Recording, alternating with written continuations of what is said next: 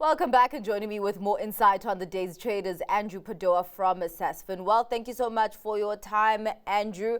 It is quite crazy, just the pain that we have seen in markets. The biggest losses we've seen since 2020. Even the Rand has breached that 19 Rand mark against the US dollar. And to be quite honest, I didn't think that the sell-off would get this bad, especially considering how much pain we saw in the markets leading up to Liberation Day. What's your reading of this flight? Well, thanks for having me, Zanati. I think that, look, the tariffs were way more aggressive than what we expected. So now it's not just tariffs we're dealing with. We're now trying to deal with the economic repercussions. I think the probabilities of the US going into a recession if these tariffs remain in place, they probably above 50%. And I think that's what my markets are reacting to now is, you know, are we going into a recession in the States? And we'll have to kind of see how other countries react to these tariffs. That's the next step. And we've seen China already this morning slapping 35% reciprocal tariffs. So US markets today are also looking very ugly. So it's not just yesterday, it's today as well. So tough week in the markets. It's quite it's crazy the fact that even China now has decided to put on retaliatory tariffs. Even the European Union has said that as much as they're calling for negotiations, but if the US doesn't come to the table, then they will have to respond. Could this potentially then put a standstill to global trade? Well, I think this is the risk, and that's probably what the oil price is showing as well, is a bit of an economic slump and oversupply in the oil space. So I don't know, you know, I'm hoping that Trump and his tariff policies, that he's trying to be aggressive on purpose to create a bit of a scene, to get countries to, you know, phone him and try and negotiate, and we'll get lower tariffs phased in over time. But I'm not sure. I'm not sure how this is going to all play out. So what I was thinking as investors, I was thinking we should be getting into the market, but now I'm not so sure. If you've got cash on the sidelines, maybe wait to see what the knock-on consequences are, what the reciprocal tariffs are going to look like, what the GDP forecasts are going to be now, specifically for the States. Once we've got a bit of clarity on that, then it could be a prudent time to get into the markets. Yeah, and this is actually something that I haven't thought about, the logistics counters, what they are thinking at this point. Maybe it would be a good thing to have a conversation with one of them as well.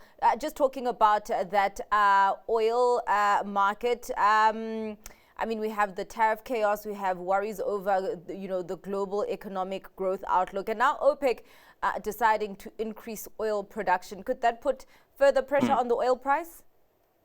Yeah, absolutely. I think we may have a demand that drops, and then with the increased supply, you know, excess supply.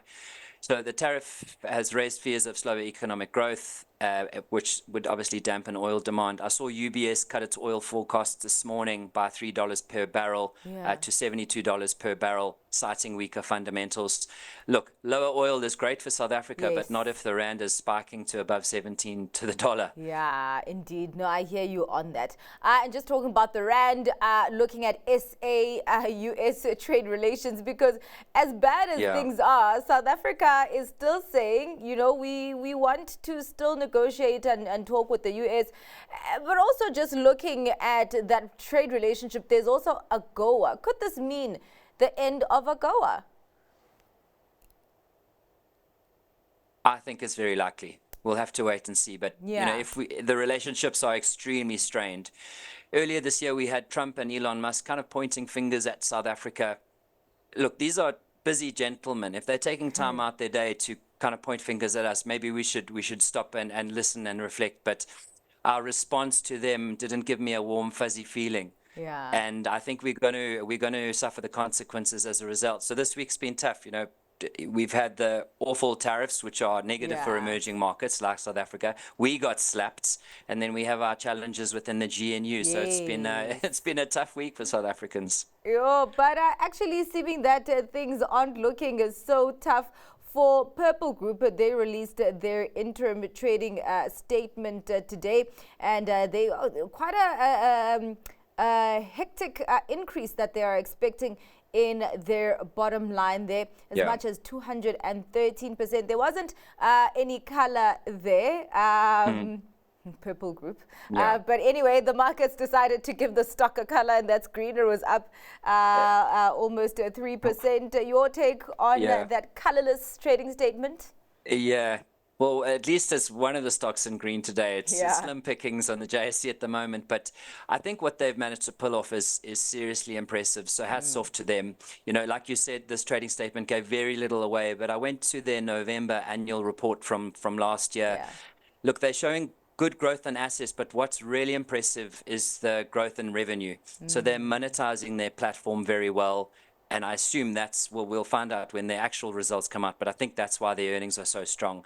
They're generating more revenue per client, monetizing the platform very nicely, and they've done well with their strategic partnerships. So, you know, hats off to Purple Group. They've done exceptionally well. All right. Well, where are you hanging your hat today, your stock pick, Andrew? Sure. So my stock pick is Meta. I'm going for a US stock. I think Meta is one of the best businesses in the world, and Mark Zuckerberg is one of the best leaders.